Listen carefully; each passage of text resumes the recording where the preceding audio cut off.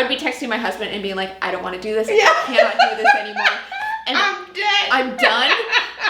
Like, I'm going to sell her. I'm going to put her on the side of the street with a for free sign. Don't do it.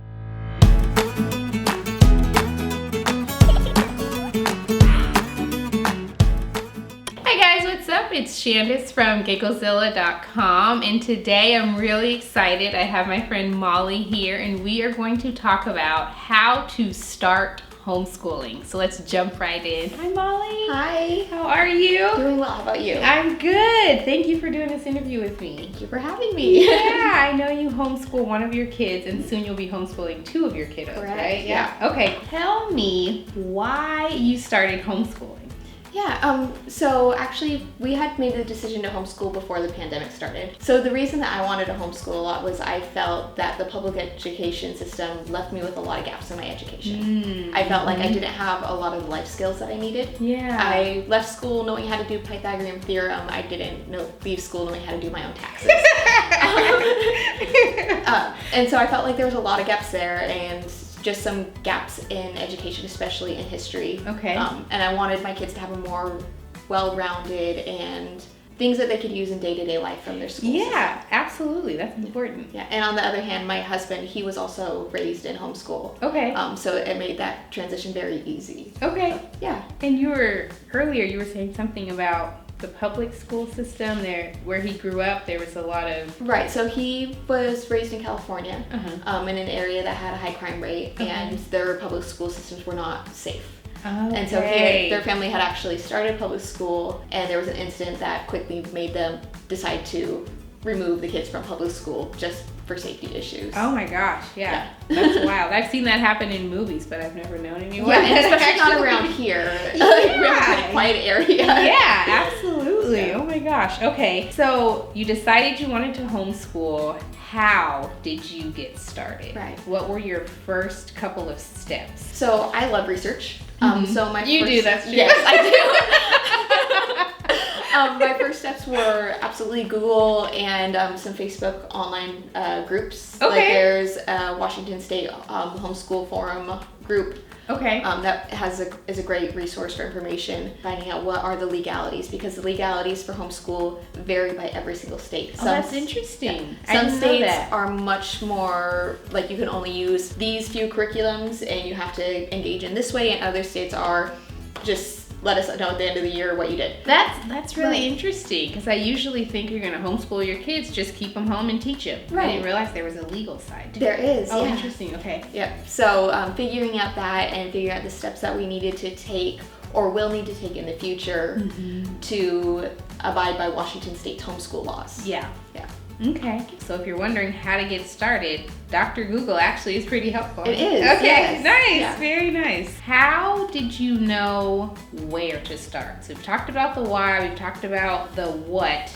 How did you know where to begin when you decided you wanted to homeschool? Google was definitely a help in deciding where to begin, but the biggest aid in that was finding a curriculum that we wanted to use, and that really set us on a track. Okay. And finding a curriculum for us was really simple because we used what my husband used during his time as a homeschool student. Yeah, there you go. But there are so many different ones that are like more nature oriented or more internet based. And so finding a curriculum can really help direct a family on what direction they're going to go. It's really cool, I feel like, now, because there are so many avenues and different paths that you can homeschool. Like my other friend that I was talking to, she was saying part of their curriculum they do with books, the other part of their curriculum they do online. Yeah. And the other part, they go to like a co-op where they go into a school. He learns with other kids in that area. Right. But gosh, that's kind of amazing. Yeah, it's it's very versatile and can fit any family. It's one of those things where I can't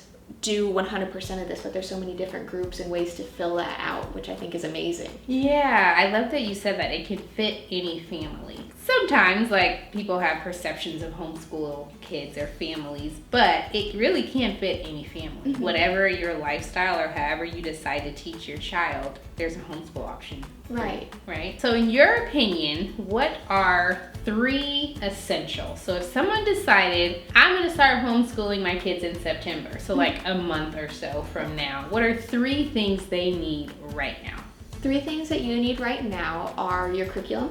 Okay. If your child is over 8 years old, you need to file a letter of intent with the superintendent of their school district. Oh, talk to me more about that. Yeah. What's a letter of intent? A letter of intent is a note that says, this is my child, this is how old they are, this is the school that they would be going to, we are planning to homeschool them. Oh. And this is the legal step to let Washington State know that your child will not be in the public school system. Okay, and who do you send that to? The superintendent? The superintendent of the school most local to you. The one, if your child was going to public school, the superintendent of that school district. Okay. And then the third thing, which is going to change for everybody, I think it's really great to have some external learning things. So maybe having the letter charts and stuff on the walls, or little counting things and stuff. And a lot of these you can find in your kitchen. We use a lot of beans. Okay, yeah. So little things like that, or a lot of them can actually be found in at the Dollar Tree. You don't need to break the bank for these things. We use, like, I have whiteboards and all sorts of things that we got at the Dollar Tree. Yeah. So it's not a break the bank thing,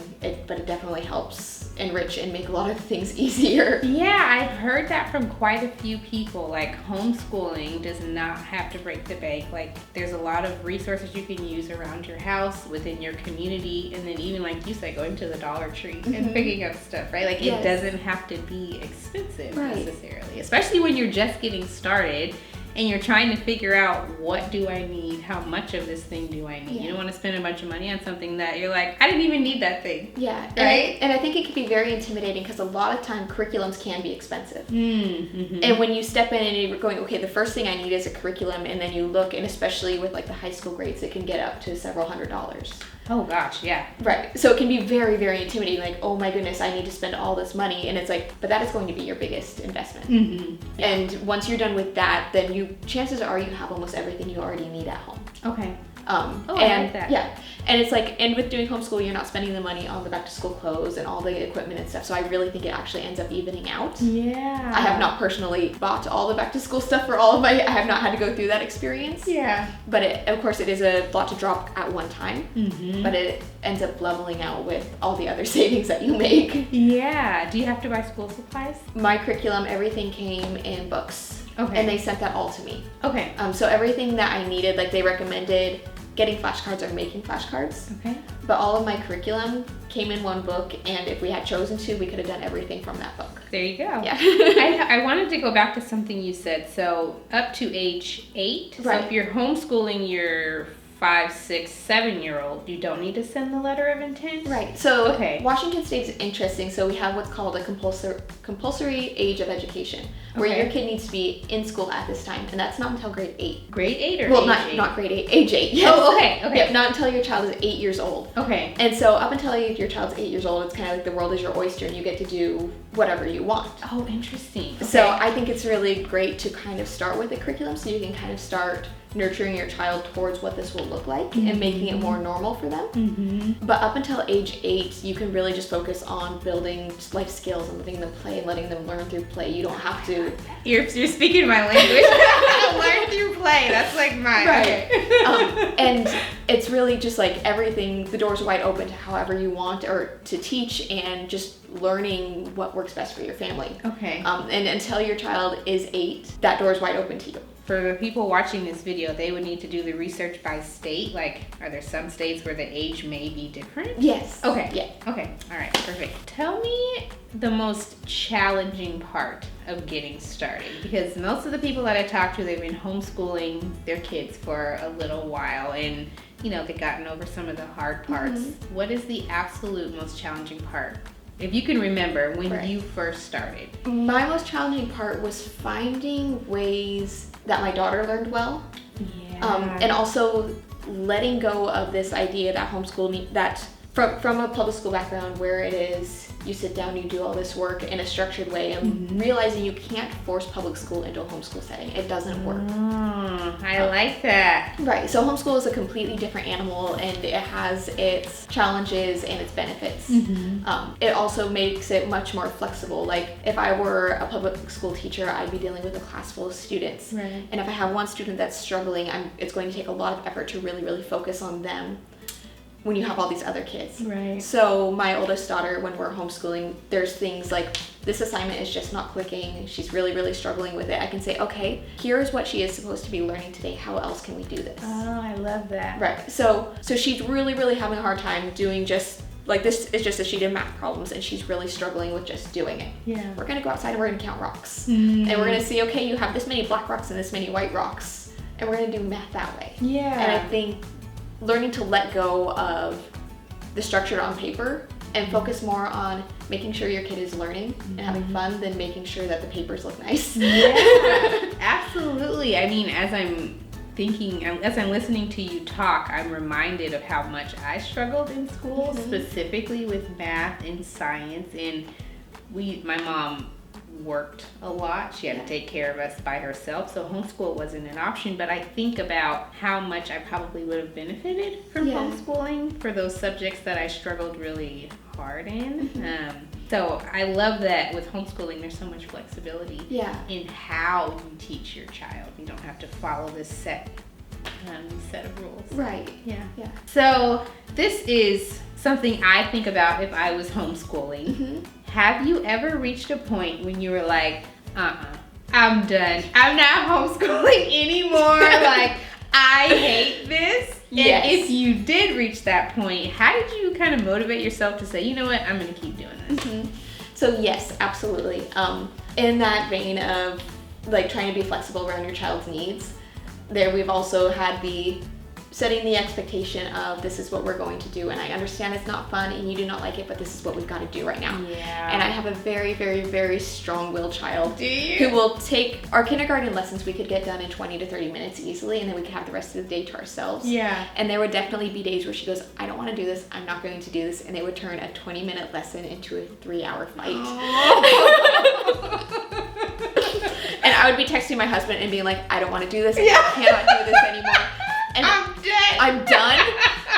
Like, I'm going to sell her. I'm going to put her on the side of the street with a for free sign. Don't do it. I'll pick her up. I'll get her for you. And it was really, really hard. It was like there was days where we'd both be crying, and it's like, and I've got 2 other little ones that are demanding my attention, and it's just, some days were just hard. And a lot of it, I thought, like, it's just going to get better with time. And some of it did get better with time, but she's still strong-willed. And so even, like, near the end of the school year, we would still have those really hard days. But I think it was really nice when summer break came around and we were able to step back and take a break and breathe and remember why we chose this path. And I think going into this next year, I'm going to write down all the reasons why I want to homeschool, and I'm going to put it up in a place where I can see it. I love it. And just a reminder, like, for even the hard days, like, these are the reasons why we've made these decisions for our family. It's almost like affirmations. Exactly. When we were doing my birth class, all those birth affirmations really help. Oh, that's awesome. I love that. So tell me one tip that you would give someone who's on the fence about homeschooling. They kind of want to do it, they kind of don't. What would you say to that person? I'd say give it a try. So when you're filing a letter of intent, you need to file it either by the trimester or the semester or the new school year.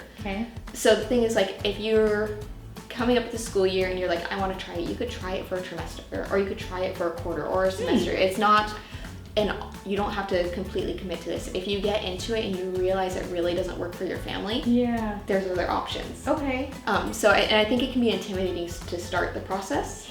But yes, absolutely. Like, it can be absolutely very, very intimidating. But it's one of those things you're never going to know unless you give it a try.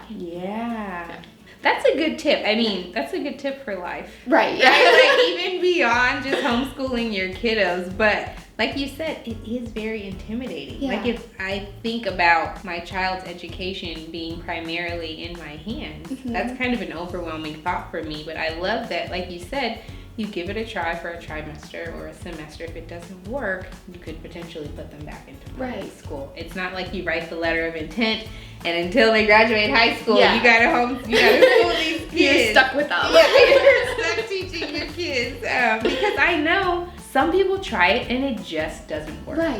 Doesn't work for the kid, doesn't work for the parent. They end up going to private school or public school. Totally okay. You know? And that's the thing, it's just finding what fits best for your family.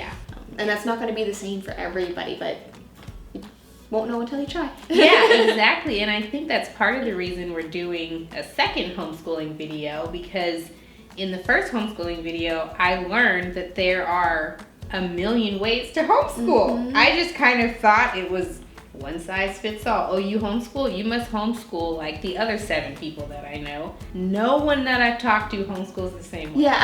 And that's kind of the beauty of it. Like you said earlier, there's something for everyone. No matter what your family is, you can find a way to homeschool if you really want to. Yeah. So tell me one common homeschool myth or misconception that you'd like to debunk.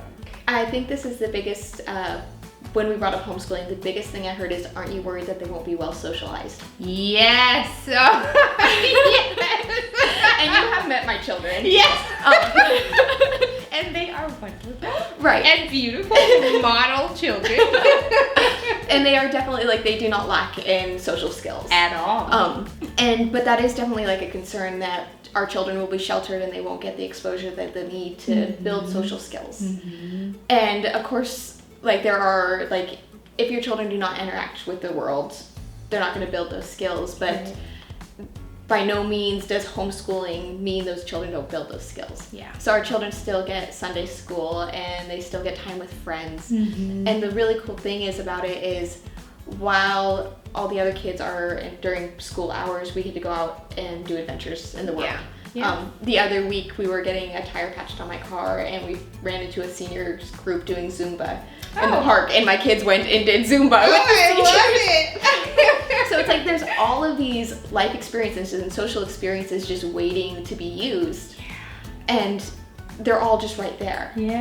So by no means are homeschool children, they don't miss the opportunity to socialize, and in fact I think they get a more organic, realistic view rather than being put into a group and saying you have to be friends with all of these kids in this class. When that's not the way life works. Your age.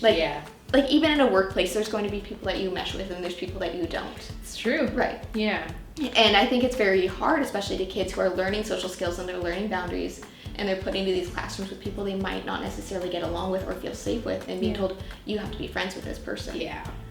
I don't think that's building, like, I worry about the social skills that could build also. That's an interesting point. It is, yeah. And it's like, of course we need to learn to deal with people that we don't necessarily get along with. Right. But I think that there's other ways to build it than the traditional classroom experience. Yeah, I do hear that a lot. Like that homeschool kids won't be socialized well enough. All of the homeschool families I know have super social children. And I mean seriously, like very social, very well adjusted, very smart kids. So yeah, I like that you're debunking that argument. It's definitely the one I hear the most. Yes. Can I ask you a personal question for myself? What about someone with an only child? If Scott and I chose to only have one child and we chose to homeschool, do you know if there are ways that they may socialize with their peers or with other children? If Absolutely. You homeschool them? Okay. So there are groups, like I brought up the Facebook group for homeschooling. Oh, right, yeah. There are ways to connect with other homeschooling families. There are co-ops where you can get together they'll have like days of the week. A lot of times they're based at churches, and they'll be like, on Tuesday evenings we all get together and we kind of do a study group and we allow the kids to play.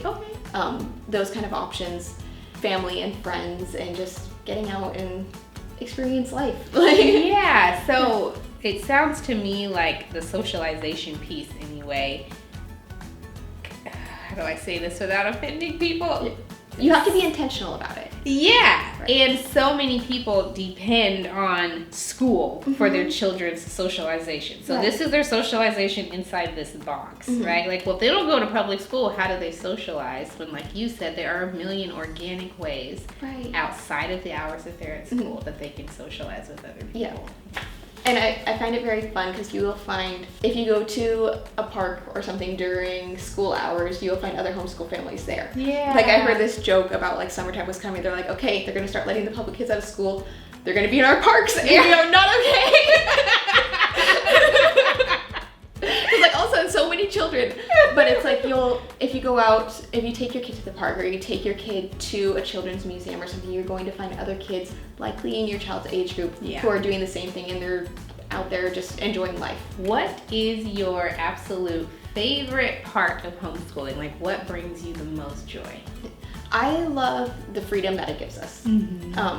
Like we can do play dates in the middle of the week, or we went to the pumpkin patch last fall, and it was it was like, okay, we're doing math today, we're working on a math today, and we're going to just take that out into the world and do something with it. The fact that we're not stuck to a single location. If we decided to pick up and we just go, we're going to road trip for a season. Yeah. We could take homeschool with us. Yeah, I love it. Yeah, so I really love the flexibility that it gives us and the way that we can also incorporate our children's learning into our daily life. Like, okay, we're making dinner now. That can be a lesson. Yeah. It doesn't have to be just making dinner. It's actually letting your child learn in a productive, hands-on way that's also giving them life skills that they're going to take with them. So. It seems like it's a more sort of holistic approach. Yeah, right? Like, I think so. You take that and make it a practical application also. Yeah, at least I try to. Yeah. And I know I have some friends that are public school teachers, and I know that they very much try to too. Yeah. But I also know that they are under pressure to hit the points for standardized testing, which means that sometimes when they would rather be teaching in this way, they have to make sure that the students learn in this way. So they can pass the so that they can pass the standardized testing. So a lot of times the students are being taught in a way to pass tests rather than in a way for practical life application. And that's nothing on the teachers, that's just the way our system is. So for testing, when you homeschool your kids, do they still have to take Washington State tests at some point? Right. So with when you're homeschooling your children, you need either a college degree, go through a training program for teaching, or you need to be overseen by a licensed teacher in Washington State. Oh, I didn't know that. Right. So in that teacher, I don't want to misquote this, but I think it's at least annually you have to do some sort of testing or evaluation to show that your student is hitting the marks that they should be. Oh, okay. Right. So it helps us make sure, it's a form of accountability to help make sure that these children are learning what they need to be learning and learning these basic skills, which is really good. I think that's really great for making sure that all these points are hit, because I think it can be very easy to get lax on our children's learning in a homeschool environment. There's days where your child's fighting you and you're just like, I don't really want to do this. Yeah. But having either you have the prior education or you have somebody overseeing you to make sure that those boxes are checked and that your child is on the right track. Okay. So you're not just floating out in the abyss. Right. Yes. There is a structure and there are points that you have to meet in evaluations or testing that your child has to do to show that they are getting the education that they deserve. Is there anything else you want to share about getting started with homeschooling? Any word to the parents watching? The biggest challenge is finding what works for you. Yeah. And I think the only way you can really do that is go and research and dig into it and find what you value and what you want instilled in your kids. Yeah. So. Okay. Yeah. Awesome. Thank you, Molly. Thank you. Thank you guys for watching. If you have questions about homeschooling and how to get started, or you have questions for Molly, let us know in the comments and we will connect with her and get your questions answered. Thanks, guys. Thank you. See you later.